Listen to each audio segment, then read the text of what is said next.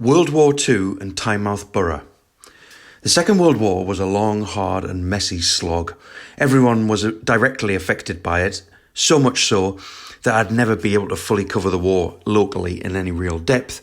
There are, though, however, some intriguing stories and incidents worth reiterating here. The Mystery U-boat. Out there, just over 3 miles from the North Pier, is a wreck of a German submarine. Nothing is known about it, not even the date of its sinking. But its job was probably laying the magnetic mines that were so greatly feared during the phony war period in the very early months of World War II.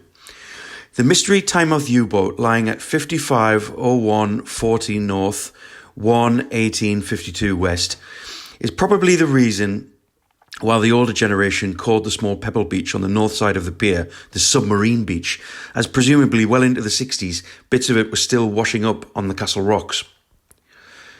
There are also a lot of World War I wrecks in this area, including one ship torpedoed by U-boat 22, an infamous submarine that we'll come to next, as well as many armed minesweeping trawlers that were bombed and sunk, particularly in 1916.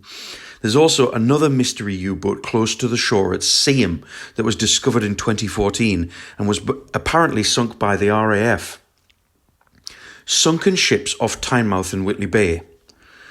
240 mines were laid off Tynemouth by a force of Kriegsmarine destroyers on the 13th of December 1939, and another 240 were laid in the Tyne approaches a month later. Also on the 13th of December, the minesweeping trawler William Hallett hit a mine and sank near Whitley Bay with the loss of 8 lives. On the following day, not far from Tynemouth, the trawler James Lundford detonated a mine that had been retrieved from the water. She sank with a loss of 17 crewmen. The tanker Inverlane also hit a mine that ripped the hull open and killed 4 men, after which the tanker burned for 5 days near the entrance to the Tyne. The next day, the 15th of December 1939, 4 ships hit mines and sank off the Tyne. They were Strindheim, Norway, 11 lives; Rosa, Belgium, 1 life; Ragni, Norway, 19 lives; Flood, Norway, 21 lives.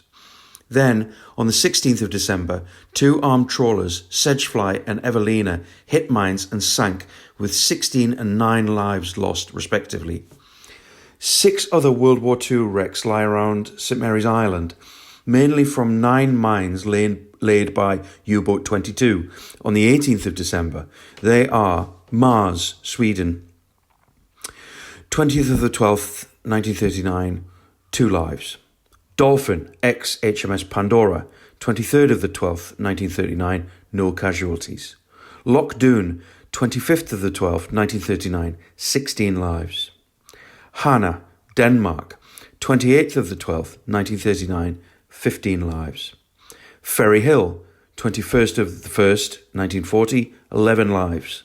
Eston, 28th of the 1st, 1940, 15 lives. After these and many other early strikes along the northeast coast, the U-boats then turned their attention to the vast and safer waters of the Atlantic, where they operated in wolf packs. Defending the harbour. On the haven, there is a concrete bunker with small iron doors that always held great fascination for me as a child, as the entrance to some kind of secret tunnel below the priory. In fact, this was a World War I searchlight emplacement so that the guns on both the Priory and the Spanish battery could be trained on the pier entrance. The resumption of hostilities in World War II required another searchlight to be placed above the pier to complement the existing one on the Spanish battery.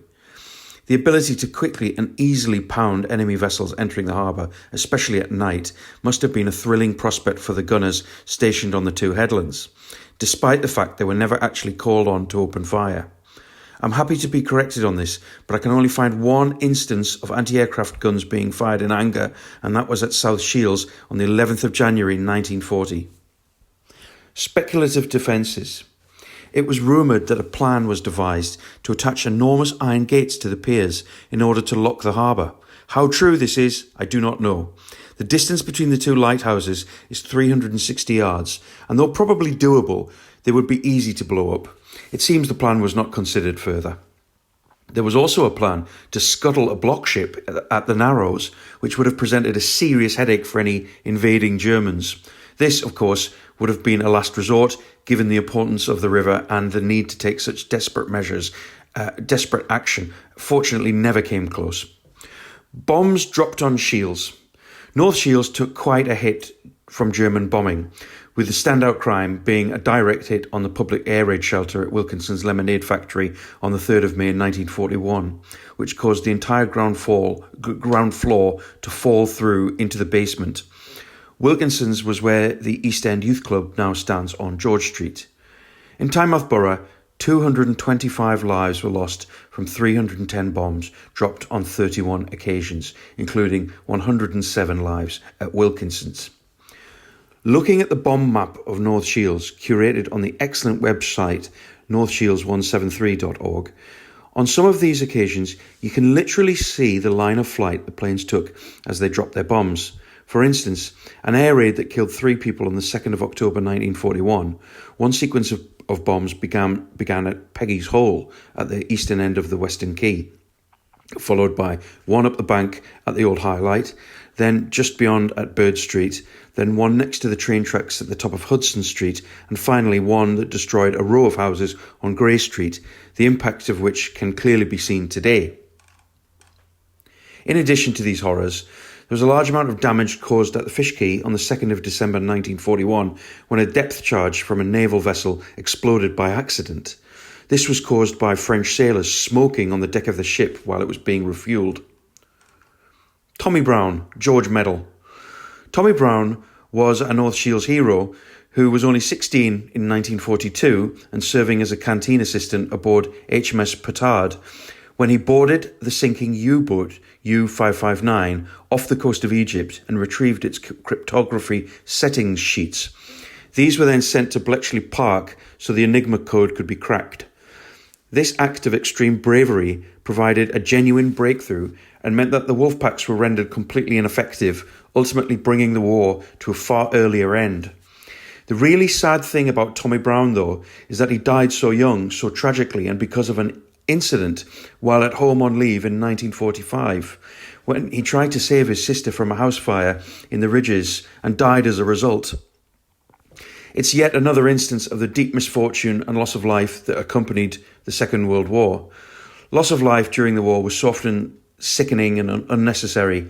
That's why the war should never be glorified, but at the same time, it should serve as a sobering reminder now and for future generations that people really did die for us. Do you know any interesting stories or facts about the war in the area? Comment below and share them with us.